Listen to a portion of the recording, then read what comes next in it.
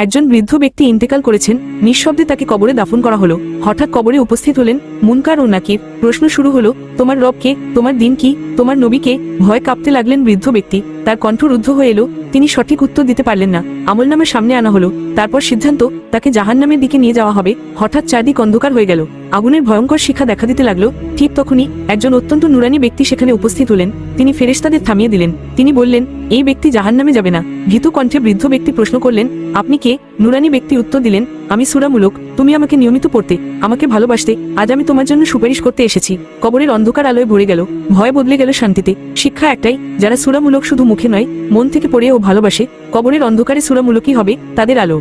একজন বৃদ্ধ ব্যক্তি ইন্তেকাল করেছেন। নিঃশব্দে তাকে কবরে দাফন করা হলো। হঠাৎ কবরে উপস্থিত হলেন মুনকার ও নাকির। প্রশ্ন শুরু হলো, তোমার রব কে, তোমার দিন কি, তোমার নবী কে? ভয় কাঁপতে লাগলেন বৃদ্ধ ব্যক্তি। তার কণ্ঠ রুদ্ধ হয়ে এলো। তিনি সঠিক উত্তর দিতে পারলেন না। আমলনামা সামনে আনা হলো। তারপর সিদ্ধান্ত, তাকে জাহান্নামের দিকে নিয়ে যাওয়া হবে। হঠাৎ চারদিক অন্ধকার হয়ে গেল। আগুনের ভয়ঙ্কর শিখা দেখা দিতে লাগলো। ঠিক তখনই একজন অত্যন্ত নুরানি ব্যক্তি সেখানে উপস্থিত হলেন। তিনি ফেরেশতাদের থামিয়ে দিলেন। তিনি বললেন, এই ব্যক্তি জাহান্নামে যাবে না। ভীতু কণ্ঠে বৃদ্ধ ব্যক্তি প্রশ্ন করলেন, আপনি কে? নুরানি ব্যক্তি উত্তর দিলেন, আমি সূরা মুলক। তুমি আমাকে নিয়মিত পড়তে, আমাকে ভালোবাসতে, আজ আমি তোমার জন্য সুপারিশ করতে এসেছি। কবরের অন্ধকার আলোয় ভরে গেল। ভয় বদলে গেল শান্তিতে। শিক্ষা একটাই, যারা সূরা মুলক শুধু মুখে নয়, মন থেকে পড়ে ও ভালোবাসে, কবরের অন্ধকারে সূরা মুলকই হবে তাদের আলো।